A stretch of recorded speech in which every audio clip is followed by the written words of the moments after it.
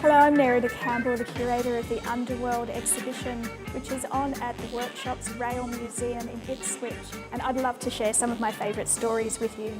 The New South Wales Police Forensic Photography Archive contains about 2,500 images known as special, so they're mugshots taken of people in police custody before they've had their day in court, and they are a rare and unique style of mugshot. The people in the images are quite candid, many of them are quite relaxed, some of them are staring down the camera at the photographer trying to intimidate him, and it led us to wonder who was the photographer and how did this style evolve.